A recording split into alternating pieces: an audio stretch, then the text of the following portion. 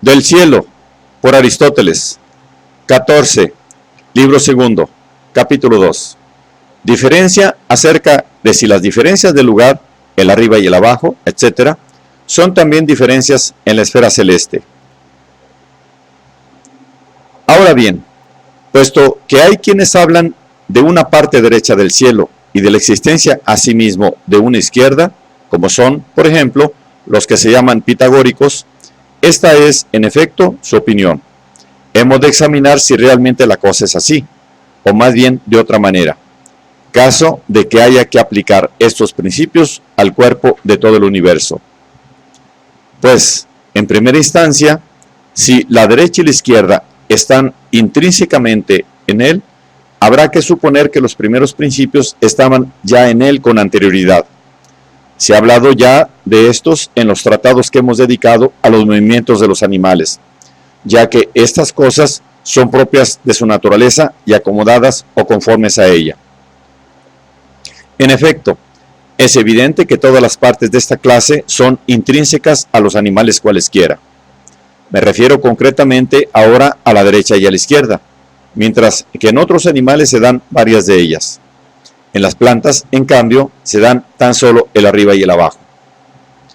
Pero si al cielo hay que añadirle alguna de estas tales diferencias, es conforme a la razón que también se dé en él y le corresponda a él, como decimos, lo que es inmediatamente intrínseco a los animales. En efecto, cada uno de los tres principios, me refiero a estos tres, el arriba y el abajo, el delante y su opuesto, la derecha y la izquierda, parece ser en realidad un principio, pues es conforme a la lógica y la razón que estas tres dimensiones se den intrínsecamente en los cuerpos perfectos. El arriba es el principio de la longitud, la derecha de la anchura y el adelante de la profundidad. Y también de otra manera son principios respecto de los movimientos, pues llamo principios aquellas cosas de que toman su inmediato comienzo los movimientos en aquellos seres que los poseen. De la arriba se origina el crecimiento, de la derecha nace el movimiento local, del delante procede el movimiento o alteración sensorial o sensible, pues llamo delante a aquello en relación con lo cual tienen lugar las sensaciones.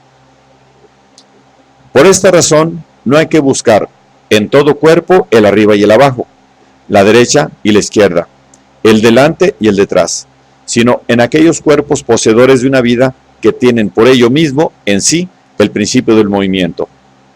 Pues en ninguno de los cuerpos que llamamos inanimados nos muestra la experiencia un principio del que proceda el movimiento. Algunos, en efecto, no se mueven en absoluto, otros sí se mueven, pero totalmente en un solo sentido. Como, por ejemplo, el fuego tan solo se mueve hacia arriba, y la tierra tan solo hacia el centro.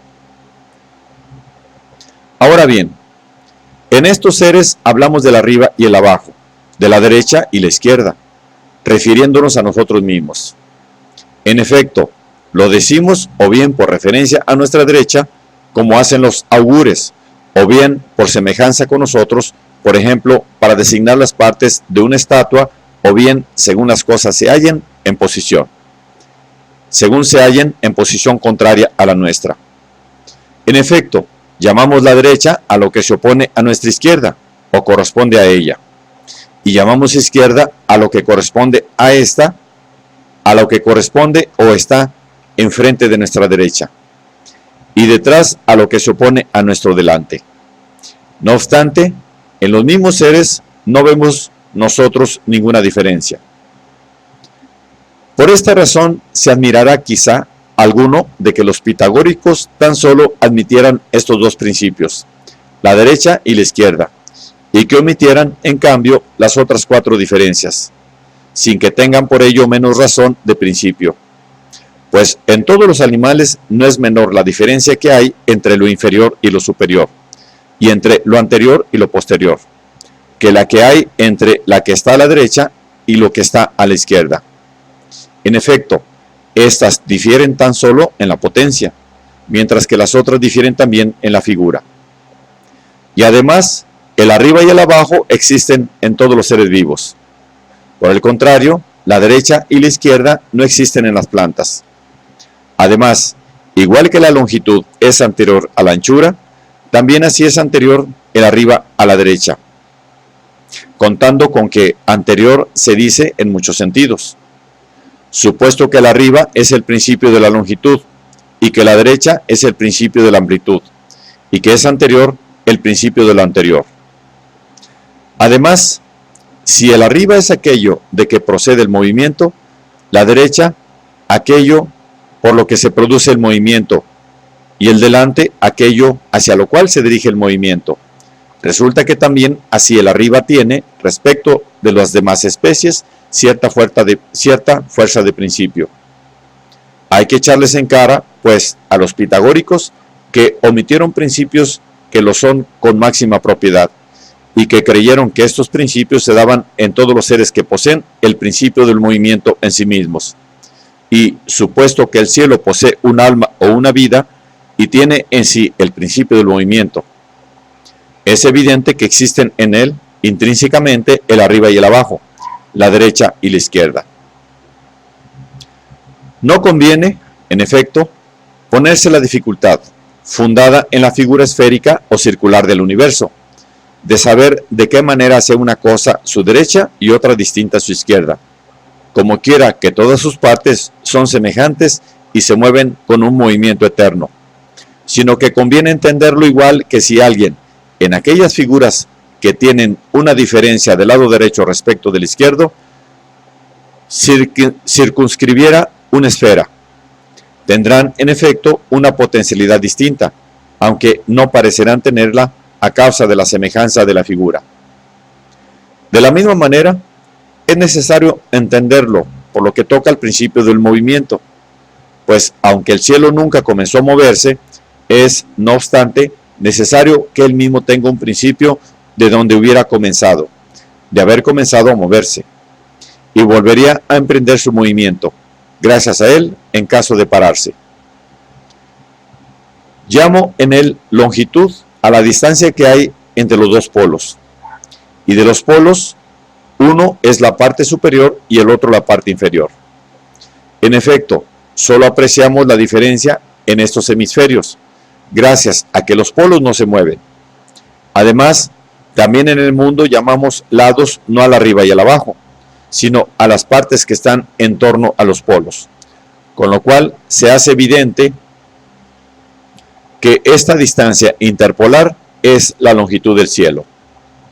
En efecto, es el lado lo que está fuera del arriba y del abajo. Por su parte, de los polos, el que está junto a nosotros, según parece, es la parte inferior, mientras que el que no nos es manifiesto ni perceptible es el que cumple la noción de parte superior. Damos el nombre de derecha de cada ser a aquello de donde nace el principio del movimiento adaptado al lugar, y el principio de la rotación del cielo es el punto de donde nacen las estrellas. Esto será, pues, la derecha, y el punto en que tiene lugar el ocaso será la izquierda. Por tanto, si comienza por la derecha y se mueve circularmente hacia la derecha, es necesario que el polo que no se ve sea el arriba, pues si fuera el que vemos nosotros, el movimiento tendría lugar hacia las partes de la izquierda, lo cual es contrario a lo que decimos.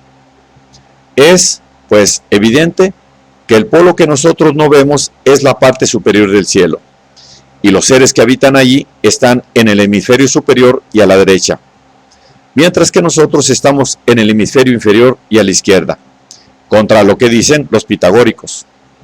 Ellos, en efecto, nos suponen a nosotros en el hemisferio superior y en la parte derecha, y a aquellos seres los suponen en la parte inferior y a la izquierda.